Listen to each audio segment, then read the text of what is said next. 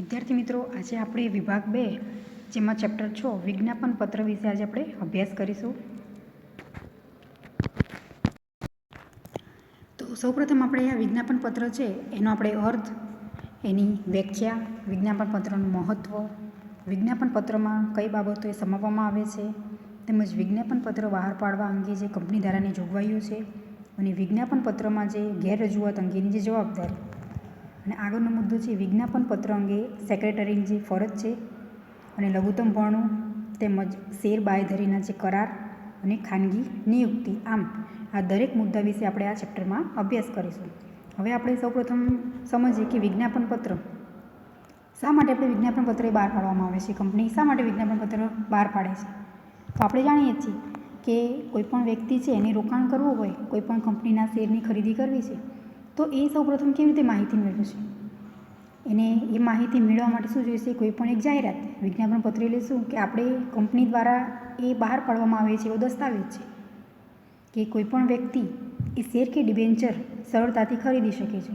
એની અંદર શું હોય? એની માહિતી હોય, કંપનીની દરેક વિગત કે કેટલા શેર બહાર પડ્યા છે, શેરની કિંમત શું છે, જેથી જે જાહેર જનતા છે એ સરળતાથી શું કરી શકે? શેરની ખરીદી કરી શકે. તો આમ શેર ખરીદવા માટે વિજ્ઞાપન પત્ર શું કરવામાં આવે છે? બહાર પાડવામાં આવે છે. એટલે કે જાહેર જનતા છે એ રોકાણ કરી શકે કંપનીમાં અને સંપૂર્ણ માહિતી એ કંપની વિશેની સરળતાથી એ વ્યક્તિને મળી શકે. એ માટે કંપની એક દસ્તાવેજ બહાર પાડે છે, એને આપણે કહી શકીએ કે વિજ્ઞાપન પત્ર. હવે આપણે જોઈએ કે જે વિજ્ઞાપન પત્રનો અર્થ.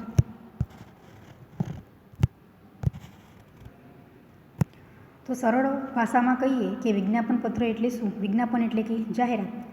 આપણે જાણીએ છીએ સામાન્ય રીતે આપણે પણ કંઈ પણ વસ્તુની ખરીદી કરવી હોય, જો કોઈ નવી વસ્તુ માર્કેટમાં લોન્ચ થઈ તો આપણને એ વસ્તુ વિશેની માહિતી ક્યાંથી મળશે? તો જાહેરાત દ્વારા, કે એ દ્વારા આપણે શું ખરીદી કરી શકીએ છીએ. આપણને ખબર નથી, પરંતુ આપણે જાહેરાત જોઈએ એ વસ્તુની શું પ્રાઇસ છે, એની વસ્તુ કઈ જગ્યાએ સરળતાથી મળી શકે છે, એ વિશે આપણે જાણી શકીએ છીએ અને એના દ્વારા એ વસ્તુને આપણે શું ખરીદી કરી શકીએ છીએ. તો આમ એવી જ રીતે કંપનીમાં પણ એવું જ છે કે જો કોઈ પણ વ્યક્તિ છે એને શેરની ખરીદી કરવી છે, તો એ શેર કેટલી કિંમતના છે, કઈ કંપનીના છે, અલગ અલગ શેર છે, એ દરેક વસ્તુ છે એ વિજ્ઞાપન પત્ર દ્વારા એ સરળતાથી જાણી શકે છે. એટલે કે જાહેર કંપની શેર મૂડી કે ડિબેન્ચર કે અન્ય જામીનગીરી દ્વારા નાણાં જે એકઠા કરવા માટે જાહેર જનતાની જે દસ્તાવેજ દ્વારા આમંત્રણ આપે છે, તેને આપણે કહી શકીએ કે વિજ્ઞાપન પત્ર.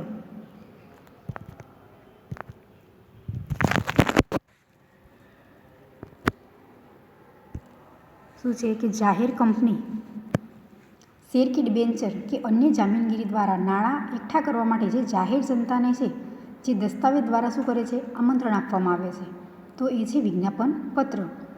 હવે એની વ્યાખ્યા છે વિજ્ઞાપન પત્રની કે કંપની દ્વારા જાહેર જનતાને તેના શેર કે ડિબેન્ચર અથવા તો જામીનગીરી ખરીદવાની દરખાસ્ત કરવા અંગે આમંત્રણ આપતો કોઈ પણ દસ્તાવેજ કે જે વિજ્ઞાપન તરીકે આપણે રજૂ કર્યો હોય કે બહાર પાડ્યો હોય, જેમાં નોટિસ, પરિપત્ર, જાહેરાત કે અન્ય પ્રકારના દસ્તાવેજનો જે સમાવેશ કરવામાં આવે છે. હવે શોર્ટ ક્વેશ્ચનમાં પૂછાય કે વિજ્ઞાપન પત્ર એટલે શું? તો વિજ્ઞાપન પત્ર એટલે શું? તો કંપની વિશેની દરેક વસ્તુ, દરેક માહિતી છે એ વિજ્ઞાપન પત્રમાં સમાવેશ કરેલો હોય છે. એ છે જાહેર જનતા છે એને શેર કે ડિબેન્ચર ખરીદવા છે, તો એ અંગે આમંત્રણ આપવામાં આવે છે અને એ માટે જે બહાર પાડવામાં આવે છે કે જે નોટિસ, પરિપત્ર કે જાહેરાત, એ દરેક વસ્તુનો સમાવેશ એ વિજ્ઞાપન પત્રમાં કરવામાં આવે છે. તો આમ જે જાહેર જનતાને કંપનીના શેર કે ડિબેન્ચરની ખરીદી કરવી છે અને આકર્ષવા માટે કંપનીની સ્થાપના પછી જે કંપનીના સ્થાપકો છે એ બહાર પાડેલ આમંત્રણને વિજ્ઞાપન પત્ર તરીકે ઓળખવામાં આવે છે. તેમાં રેડ હેરિંગ અને સેલ્ફ પ્રોસ્પેક્ટનો સમાવેશ કરવામાં આવે છે. તો આ વિજ્ઞાપન પત્ર એટલે શું? તો સરળતાથી જે જાહેર જનતા છે એટલે કે જાહેર વ્યક્તિઓ છે એ કંપનીમાં શેર કે ડિબેન્ચર ખરીદવા માટે એ રોકાણ કરી શકે, એના માટે વિજ્ઞાપન પત્ર એ રજૂ કરવામાં આવે છે. હવે આપણે જોઈએ કે જે વિજ્ઞાપન પત્રના લક્ષણો.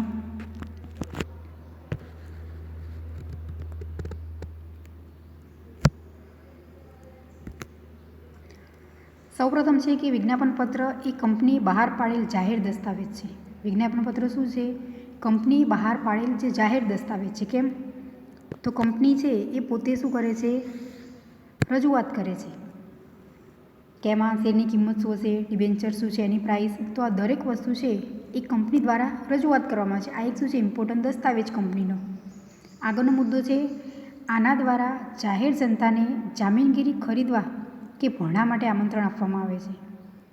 હવે કોઈ વ્યક્તિ છે જાણતું નથી કંપનીના શેર છે એ વિશેની માહિતી, તો એ વ્યક્તિ આ દસ્તાવેજ દ્વારા સરળતાથી એ વિશેની માહિતી મેળવી શકે છે. એટલે કે ખરીદી કરવી છે એની શેરની, તો એ સરળતાથી આના દ્વારા વિજ્ઞાપન પત્રથી ખરીદી કરી શકે છે. આગળનો મુદ્દો છે વિજ્ઞાપન પત્ર નોટિસ, પરિપત્ર કે જાહેર ખબર સ્વરૂપનું હોય છે. વિજ્ઞાપન પત્ર શું છે? કોઈ નોટિસ, પરિપત્ર કે જાહેર ખબર સ્વરૂપનું હોય છે. આપણે જાણીએ જ છીએ કે નોટિસ છે તો એના દ્વારા પણ શું થાય, આપણે કોઈ વ્યક્તિને જાણ સરળતાથી કરી શકીએ છીએ. એવી જ રીતે પરિપત્ર એટલે કે લેટર. સામાન્ય રીતે કંઈ પણ વસ્તુ છે, જો ઇમ્પોર્ટન્ટ ડોક્યુમેન્ટ છે તો એ પરિપત્ર દ્વારા આપણે સરળતાથી શું કરી શકીએ છીએ, એકબીજાને પહોંચાડી શકીએ છીએ કે જાણ કરી શકીએ છીએ. આગળનો મુદ્દો છે વિજ્ઞાપન પત્ર લેખિત હોવું જોઈએ. આ ખાસ ધ્યાનમાં રાખવાનું છે કે વિજ્ઞાપન પત્રનું સ્વરૂપ કેવું હોવું જોઈએ, લેખિત. એ મૌખિક ના ચાલે. કેમ ના ચાલે? કે એક ઇમ્પોર્ટન્ટ દસ્તાવેજ છે કે જે તે કંપનીની જે વસ્તુ છે, કેવી રીતે કંપનીના જે શેર છે એની શું કિંમત છે, કેટલા શેર બહાર પાડ્યા છે, ક્યારે બહાર પાડવામાં આવે છે, આ દરેક વસ્તુ છે એ લખાણ સ્વરૂપે હોવું જોઈએ. એટલે કે લેખિતમાં હોય એ જ આવશ્યક છે. આપણે ઓરલી કોઈને કહી ના શકીએ, મૌખિક ના ચાલે. એટલે હંમેશા એ યાદ રાખવાનું કે વિજ્ઞાપન પત્ર કેવું હોવું જોઈએ કે લેખિત સ્વરૂપમાં જ હોવું જોઈએ. તો આમ વિજ્ઞાપન પત્રના લક્ષણો છે. એક્ઝામમાં પૂછાય કે વિજ્ઞાપન પત્રનો અર્થ આપી એના લક્ષણો સમજાવો, તો આ લક્ષણો છે એના દર્શાવવા. હવે આપણે જોઈએ કે જે વિજ્ઞાપન પત્રનું મહત્ત્વ, શું એનું ઇમ્પોર્ટન્સ છે વિજ્ઞાપન પત્રનું. હવે સૌપ્રથમ આપણે જોઈએ કે જે વિજ્ઞાપન પત્રનું મહત્ત્વ છે, તો એમાં વિજ્ઞાપન પત્રમાં કંપનીનું નામ, શેરમૂડીનો પ્રકાર, કંપનીનું કાર્યક્ષેત્ર, ભાવિ યોજનાઓ અંગે વિગતો આપવામાં આવે છે. આપણે વિજ્ઞાપન પત્રનો અર્થ સમજાય કે વિજ્ઞાપન પત્ર શા માટે જરૂરી છે, તો જાહેર જનતા છે એને આમંત્રણ આપણે આપવાનું છે કે કંપનીના શેર કે ડિબેન્ચર એ ખરીદી કરી શકે અથવા જામીનગીરીમાં રોકાણ કરી શકે. હવે વિજ્ઞાપન પત્રમાં કઈ કઈ વિગતનો સમાવેશ કરી શકીએ આપણે, અને વિજ્ઞાપન પત્રનું સ્વરૂપ કેવું હોવું જોઈએ, તો લેખિત. તો વિજ્ઞાપન પત્ર છે તેમાં આપણે શું કરવાનું છે, સૌપ્રથમ છે કે કંપનીનું નામ,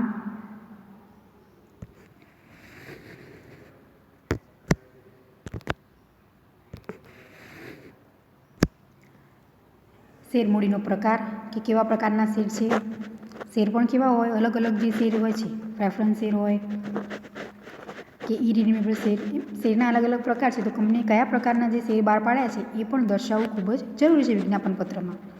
આગળ છે કે જે કંપનીનું કાર્યક્ષેત્ર કે કંપનીનું જે વિસ્તાર એ કેટલો છે એનું અને ભાવિ યોજના, આ દરેક વસ્તુ છે વિજ્ઞાપન પત્રમાં જણાવવાની છે, આપણે લખવાનું છે વિજ્ઞાપન પત્રમાં. આગળનો મુદ્દો છે કંપનીના મુખ્ય અધિકારીઓ અંગે માહિતી આપવામાં આવે છે. કંપનીના શું છે મુખ્ય અધિકારીઓ અંગેની જે માહિતી આપવામાં આવે છે. આગળનો ત્રીજો મુદ્દો છે કે આ દસ્તાવેજનો ઉદ્દેશ જાહેર જનતાને માહિતી આપવાનો હોય છે.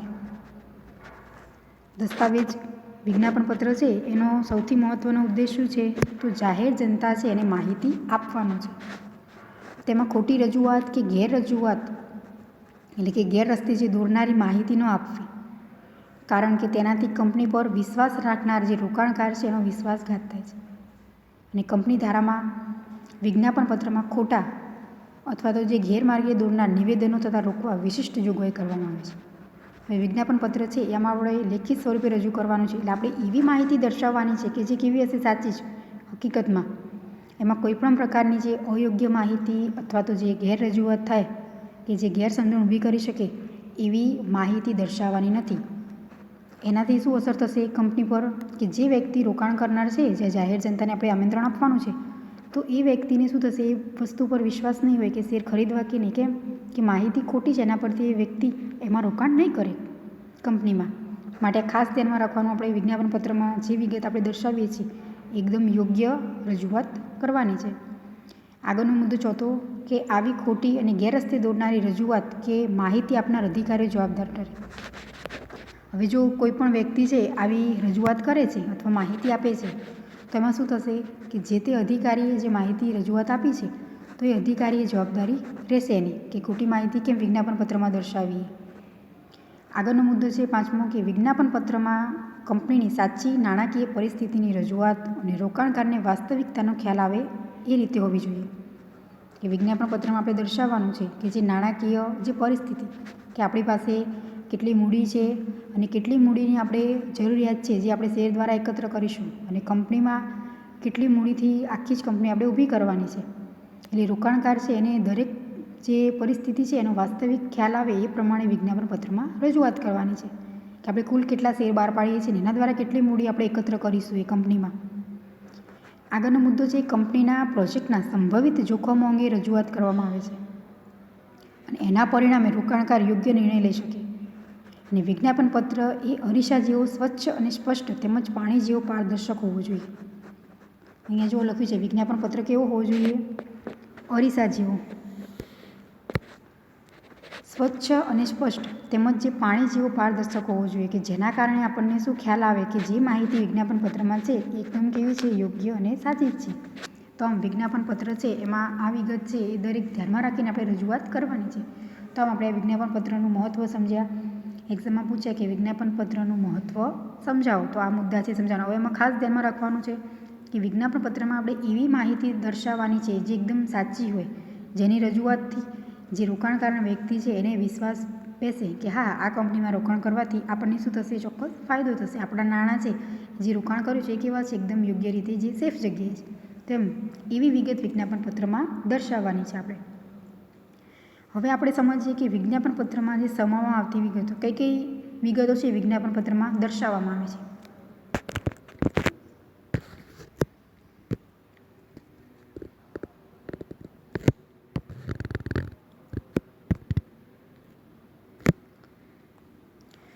તો વિજ્ઞાપન પત્રમાં જે સમાવેશ કરવામાં આવે છે કે જે વિગતો, આમ તો આપણે જાણીએ છીએ કે વિજ્ઞાપન પત્ર શું છે?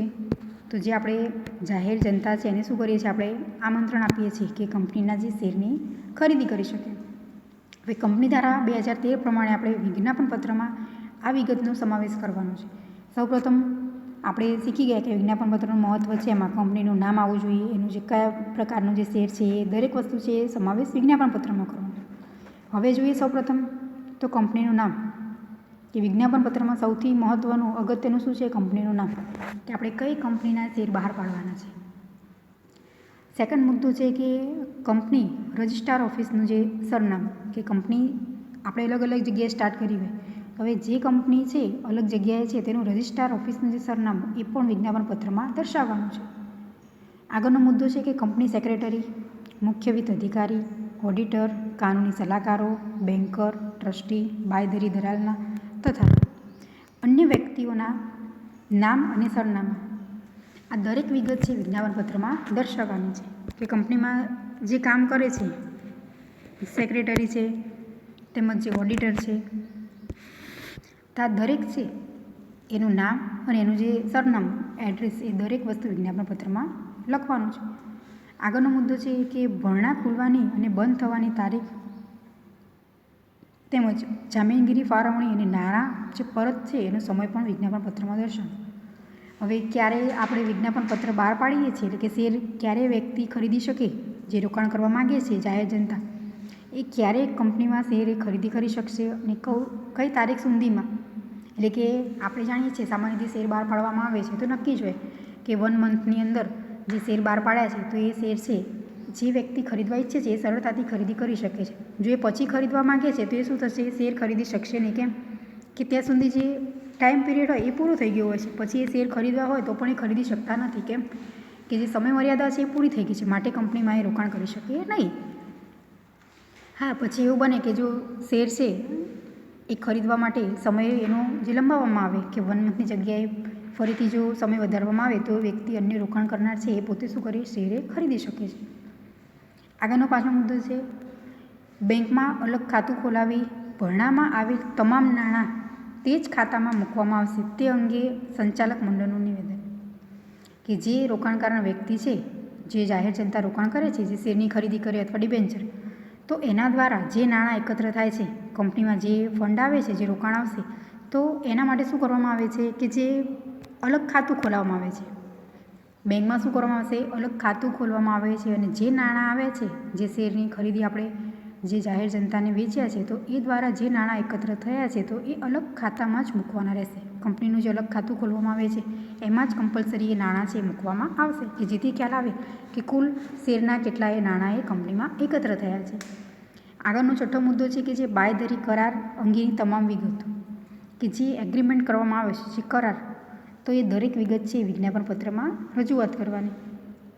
આગળનો મુદ્દો છે સંચાલકોની, ઓડિટર્સની, ભરણાના બેન્કર્સની, નિષ્ણાંતોની અને અન્ય તમામ સંબંધિત અધિકારીઓની સંમતિ. હવે વિજ્ઞાપન પત્ર જ્યારે બહાર પાડવામાં આવે છે તેમાં જે સંમતિ છે એ દરેક વ્યક્તિની લેવી કેવી છે આવશ્યક છે, જેમાં છે સંચાલકો, ઓડિટર્સની, નિષ્ણાંતો અને તમામ જે સંબંધિત અધિકારીઓ છે એની સંમતિ એ લેવી આવશ્યક છે.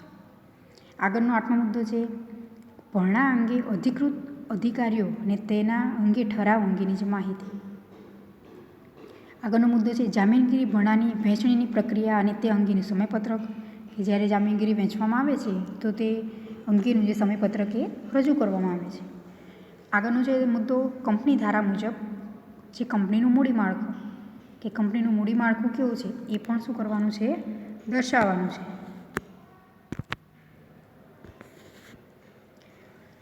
આગળનો મુદ્દો કે જાહેર ભરણાનો હેતુ, શરતો અને અન્ય જરૂરી બાબતો. જે જાહેર ભરણો આપણે જે શેર કે ડિબેન્ચર બહાર પાડવાના છે તે એના હેતુ શું છે, એની જે કન્ડિશન, શરતો શું છે અને દરેક વિગત છે વિજ્ઞાપન પત્રમાં દર્શાવવામાં આવે છે.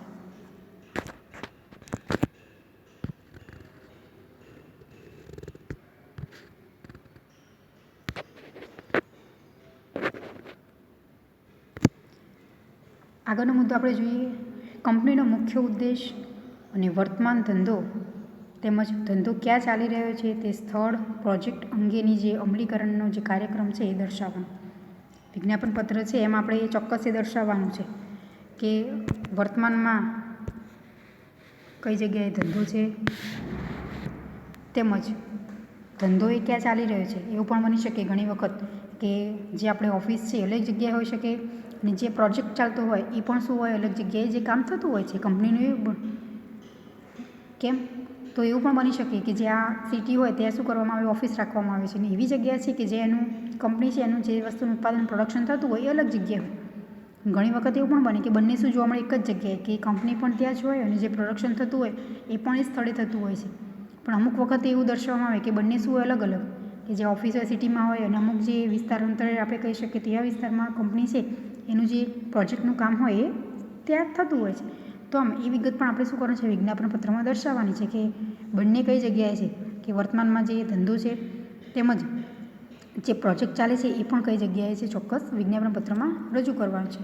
અને પ્રોજેક્ટ અંગેની જો માહિતી કે સંચાલકોનો ખ્યાલ અને તેમાં રહેલા જે જોખમો, કે પ્રોજેક્ટ જે ચાલે છે એમાં કયા કયા પ્રકારના જે જોખમો છે એ પણ વર્ણન કરવાનું. તેમજ પ્રોજેક્ટ માટે રાહ જોવાનો સમય, પ્રોજેક્ટમાં થયેલી જે પ્રગતિ અને પ્રોજેક્ટ પૂરું થવાનો સમય. એટલે કે પ્રોજેક્ટ વિશેની માહિતી આપણે નક્કી જ હોય કે પ્રોજેક્ટ શું હોય, કે વર્ષનો હોય કે 2 વર્ષનો હોય, કમ્પ્લીટ થાય ત્યાં સુધી શું હોય, એ જ જગ્યાએ કામ થતું હોય. હવે એ પ્રોજેક્ટ કમ્પ્લીટ થાય પછી આપણે શું કરી શકીએ, બીજી જગ્યાએ જઈ શકીએ છીએ. તો આમ એનો સમયગાળો કયો છે એ પણ શું કરવાનું, દર્શાવવાનું છે, કે જેથી ખ્યાલ આવી શકે. વિજ્ઞાપન પત્ર દ્વારા જે વ્યક્તિ રોકાણ કરે છે એને ખબર પડે કે વિજ્ઞાપન પત્રમાં આ ચોક્કસ માહિતી છે એ સાચી છે અને યોગ્ય રજૂઆત કરેલી છે.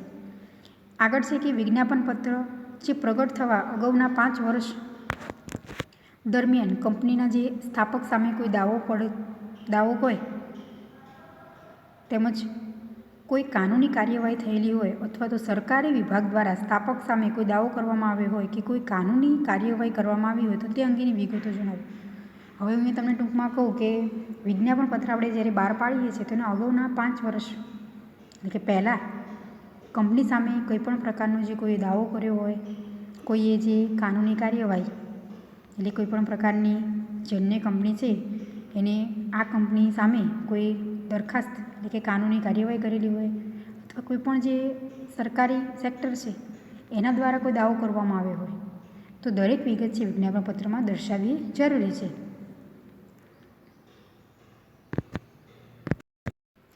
હવે આપણે 14મો મુદ્દો જોઈએ કે લઘુત્તમ ભરણા અંગેની જે વિગતો, પ્રીમિયમ તરીકે કોઈ રકમ ચૂકવવાની હોય તે અંગેની બાબત, કે રોકડ સિવાય કોઈ શેર આપેલા હોય તે અંગેની વિગતો. એટલે કે જે લઘુત્તમપણું છે કે કેટલા શેર બહાર પાડવાના છે, ઓછામાં ઓછું એ વિગત એ વિજ્ઞાપન પત્રમાં એ રજૂઆત કરવાની છે કે આટલાય રકમ તો મળવી જ જોઈએ. અને પ્રીમિયમ તરીકે રકમ ચૂકવવાની હોય તો એ પણ શું કરવાનું છે, અહીં દર્શાવવાનું છે. આગળનો મુદ્દો છે કે સંચાલક મંડળની વિગતો, તેમની નિમણૂક, વેતન અને અન્ય કંપનીમાં તેમનું કોઈ હિત હોય તો તે અંગેની વિગતો. અહીં દર્શાવવાનું છે કે જે સંચાલક મંડળ છે, જે સભ્યો જોડાયેલા છે કંપનીમાં, એ દરેક વિશેની જે વિગત દર્શાવવાની છે, તેમજ એમની નિમણૂક ક્યારે કરવામાં આવે છે, એમને શું વેતન ચૂકવવામાં આવે છે, અને એ દરેક વસ્તુ વિજ્ઞાપન પત્રમાં શું કરવામાં આવે છે, રજૂઆત કરવામાં આવે છે. આગળનો મુદ્દો છે કે સ્થાપકોની જે યોગદાન અંગેની વિગતો. આગળનો નેક્સ્ટ મુદ્દો કે જે ધંધો ચાલુ હોય તેવી કંપનીઓએ વધારાની નીચેની વિગતો એ જણાવવી પડે છે. સૌપ્રથમ છે કે કંપનીનું નફા નુકસાન ખાતું, પાકું સરવૈયું અને એ અંગે ઓડિટરનો અહેવાલ. કે જે કંપની છે એ પોતે આખા વર્ષ દરમિયાન એટલે કે જે હિસાબો રજૂઆત કરી હોય તે શેમાં દર્શાવે કે જે આપણે કહીએ કે બેલેન્સ શીટ, આપણે એને કહી શકીએ કે જે પાકું સરવૈયું, તો એ પણ વિજ્ઞાપન પત્રમાં દર્શાવવાનું છે. કે કંપનીનું નફા નુકસાન ખાતું એટલે કે કેટલી આવક થઈ છે કંપનીની અને કેટલી જાવક છે. આવક અને જે જાવક છે કે કેટલું આવક થઈ છે અને કેટલો ખર્ચ થયો છે, અને એના આધારે જે બેલેન્સ શીટ બને છે કે આપણે કહી શકીએ એને કે પાકું સરવૈયું. તેમજ ઓડિટરનો જે અહેવાલ કે જે કંપનીનું ઓડિટ થયું હોય, આપણે જાણીએ છીએ કે દરેક કંપની છે એને શું કરવામાં આવે છે, ઓડિટ કરવામાં આવે છે. તો ઓડિટમાં જે ઓડિટર હોય છે, જે આપણે કહીએ કે અધિકારી, એ શું કરે છે કે જે ચેક કરે છે કંપનીના જે હિસાબો છે એ યોગ્ય રીતે લખાયા છે કે નહીં, જે પ્રમાણે કંપનીનું કામ છે એ યોગ્ય રીતે દર્શાવ્યું છે કે નહીં, અને કંપની જે પ્રોફિટ થયું છે એ પ્રોફિટ કેવી રીતે એને યોગ્ય રીતે સામે ખર્ચા છે એ બાદ કરી અને ગણતરી કરી છે. તો આમ દરેક વસ્તુ છે એ યોગ્ય રીતે તપાસ થઈ છે એ ઓડિટરની શું છે, જવાબદારી છે. તો આમ જે ઓડિટર અહેવાલ લખી આપે છે એ પણ વિજ્ઞાપન પત્રમાં દર્શાવવામાં આવે છે. એટલે કે બેલેન્સ શીટ છે એ દર્શાવવું કેવું છે, ખૂબ જ આવશ્યક. આગળનો મુદ્દો છે કે વિજ્ઞાપન પત્ર બહાર પાડેના અગાઉના 5 વર્ષના નફા નુકસાનની વિગતો અને ગૌણ શાખાનો અહેવાલ. જેમ આપણે અહીંયા સમજ્યા હતા આગળ આમનો ટોપિક કે જે વિજ્ઞાપન પત્ર રજૂઆત કરીએ છીએ આપણે, તો અગાઉના 5 વર્ષ પહેલાં કે કોઈપણ પ્રકારનો જે એને જે ગુનો કર્યો છે એવું નથી એવું સાબિત કરવામાં આવે એ વિગત પણ દર્શાવવાની છે કે હા, કોઈપણ પ્રકારની જે કાનૂની કાર્યવાહી છે એ થયેલી નથી આ કંપની પર. તો એવી જ રીતે વિજ્ઞાપન પત્ર જ્યારે બહાર પાડીએ છીએ તો અગાઉના 5 વર્ષનું જે નફા નુકસાનની જે વિગતો છે, એટલે કે કંપનીને કેટલી આવક અને કેટલો ખર્ચ છે એ વિગત પણ શું કરવાની છે, અહીં દર્શાવવાની છે વિજ્ઞાપન પત્રમાં. આગળનો મુદ્દો છે કે વિજ્ઞાપન પત્રની જે વિગતો છે આ કાયદાની અને સિક્યુરિટીઝ કોન્ટ્રાક્ટ એક્ટ જે 1956 અને સેબી એક્ટ 1992ના કોઈપણ નિયમોનું ઉલ્લંઘન કરતી નથી તેવા પ્રકારનું નિવેદન. કે વિજ્ઞાપન પત્રમાં એવું દર્શાવવાનું છે કે જે સેબીના જે કાયદા પ્રમાણે કામ કરે છે, કોઈપણ પ્રકારનું શું છે કે નિયમો છે એનું ઉલ્લંઘન કરતી નથી એવું નિવેદન છે એ વિજ્ઞાપન પત્રમાં દર્શાવવાનું છે. આગળનો મુદ્દો છે કે વિજ્ઞાપન પત્રમાં જે તારીખ લખવામાં આવશે તે જ તારીખે વિજ્ઞાપન પત્રની પ્રકાશનની તારીખ ગણાશે. આ ખાસ ધ્યાનમાં રાખવાનું છે કે વિજ્ઞાપન પત્ર છે એમાં આપણે જે તારીખ લખીએ છીએ એ જ તારીખે વિજ્ઞાપન પત્રની જે પ્રકાશન એટલે કે બહાર પાડવાની તારીખ ગણાશે. ચોક્કસ આ વસ્તુ ખૂબ ધ્યાનમાં રાખવાનું છે. તો આમ વિજ્ઞાપન પત્ર છે એમાં આટલી વિગતનો આપણે સમાવેશ કરવામાં આવે છે કે દરેક વિગતો છે એ ધ્યાન રાખીને આપણે પછી જ વિજ્ઞાપન પત્ર બહાર પાડવાનું છે. હવે કોઈ પણ વ્યક્તિ, સામાન્ય તમને કહી દઉં કે કોઈ પણ વ્યક્તિ છે એને રોકાણ કરવું છે કે જે જાહેર જનતા છે, તો એને રોકાણ કરવામાં સરળતાથી દરેક કંપનીની માહિતી છે એનો ખ્યાલ આવી જાય છે. શેના આધારે? તો વિજ્ઞાપન પત્ર દ્વારા. કેમ? તો વિજ્ઞાપન પત્રમાં દરેક વસ્તુની માહિતી આપેલી છે. એમાં કંપનીનું નામ છે, કઈ જગ્યાની ઓફિસ છે, કઈ જગ્યાએ પ્રોજેક્ટ કાર્યરત છે અને કેટલા સમયો છે એ પ્રોજેક્ટ પૂરો થવાનો છે અને કોઈ પણ એ પ્રકારનો ગુનો થયેલો નથી. તેમજ જે કંપનીનું બેલેન્સ શીટ છે, તેમજ ઓડિટરનો જે અહેવાલના આધારે ખબર પડે. અને સૌથી મહત્ત્વનું કે જે નફા નુકસાનની જે વિગત આપે છે કે આવક અને ખર્ચ, કંપનીને કેટલો પ્રોફિટ રહેલો છે, એ દરેક વસ્તુ છે આપણે વિજ્ઞાપન પત્ર દ્વારા સરળતાથી જાણી શકીએ છીએ. તો હવે આપણે જોઈએ કે વિજ્ઞાપન પત્ર બહાર પાડવા અંગેની જે કંપની ધારાઓની જે જોગવાઈ.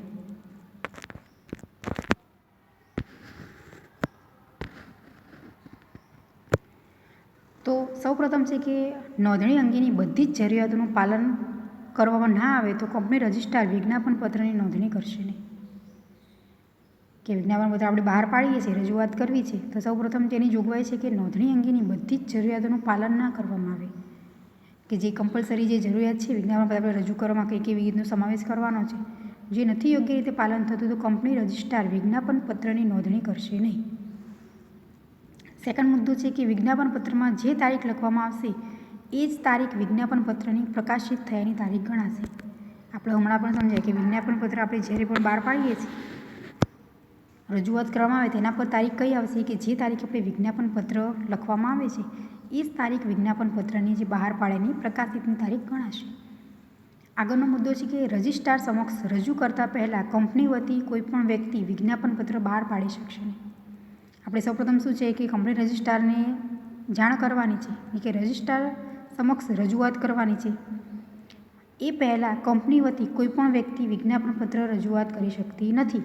હા, ચોક્કસ વિજ્ઞાપન પત્ર તૈયાર થઈ ગયો છે, પરંતુ સૌપ્રથમ આપણે કોને જાણ કરવાની છે? કંપની રજિસ્ટ્રાર સમક્ષ. અને પછી જ એ કંપનીના આપણે વિજ્ઞાપન પત્ર છે એ બહાર પાડી શકીએ છીએ. એ પહેલાં અધરવાઇઝ કોઈપણ વ્યક્તિ છે વિજ્ઞાપન પત્ર રજૂ કરી શકતી નથી. આગળનો મુદ્દો છે વિજ્ઞાપન પત્રમાં દર્શાવેલ દરેક વ્યક્તિ રજિસ્ટ્રાર પાસે નોંધણી કરાવતા પહેલાં સહી કરવી જરૂરી છે. કે વિજ્ઞાપન પત્રમાં જે દર્શાવેલી છે વિગતો દરેક વ્યક્તિઓ છે એને રજિસ્ટ્રાર પાસે જ્યારે નોંધણી કરાવીએ છીએ એ પહેલાં સહી કરવી આવશ્યક છે. આગળનો મુદ્દો છે કે વિજ્ઞાપન પત્રમાં જણાવેલ કોઈ માહિતી અંગે જો રજિસ્ટ્રારને જરૂર જણાય તો તે અંગે વિગતો દર્શાવતું માહિતી પત્રક રજિસ્ટ્રારને આપવું પડે છે. આપણે જ્યારે પણ વિજ્ઞાપન પત્ર દર્શાવીએ છીએ રજિસ્ટ્રાર સમક્ષ અને એ વખતે કંઈપણ પ્રકારની એમને જરૂરિયાત જણાય કે કંપનીની કંઈપણ માહિતી છે એ જાણવા માગે છે, એ વ્યક્તિ તપાસ કરવા ઈચ્છે છે તો એ શું કરશે? એ માટેનું જે પત્રક આપણે કહી શકીએ તો અહેવાલ એ દર્શાવવું આપણે કેવું છે ખૂબ જ જરૂરી છે, જે રજિસ્ટ્રારને આપણે શું કરવાનું છે? આપવાનું છે. આગળનો મુદ્દો છે કે વિજ્ઞાપન પત્રમાં દર્શાવવામાં આવેલ દરેક વ્યક્તિની લેખિત સંમતિ સામેલ કરવી. વિજ્ઞાપન પત્રમાં આપણે રજૂઆત કરીએ છીએ તેમાં દરેક વ્યક્તિ છે એની લેખિત સંમતિ લેવાની છે. કે જે તે વ્યક્તિ છે એ દરેક વસ્તુ છે એ આપણે શું કરવાનું છે? લેખિતમાં એ દર્શાવવાનું છે. અને આમ તો આપણે જાણીએ છીએ કે વિજ્ઞાપન પત્ર એ કેવો મહત્ત્વનો દસ્તાવેજ છે કે લેખિત, એ મૌખિક નથી. કેમ? તો આપણે દરેક વિગતો જે દર્શાવવાની છે વિજ્ઞાપન પત્રમાં એ માહિતી કેવી હશે? લેખિત સ્વરૂપે જ હશે. એ આપણે મૌખિક સ્વરૂપે માહિતી દર્શાવતા નથી.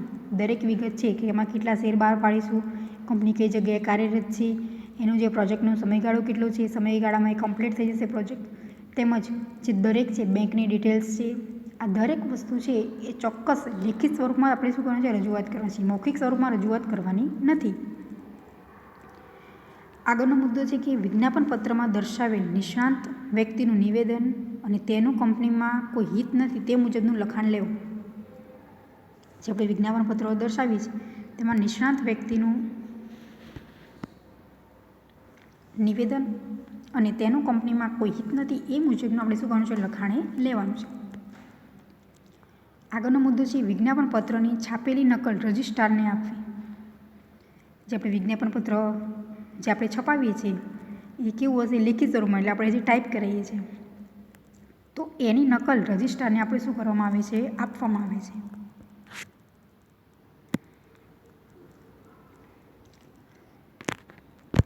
આગળનો મુદ્દો છે વિજ્ઞાપન પત્રની નોંધણી બાદ 90 દિવસમાં બહાર પાડવું પડે છે.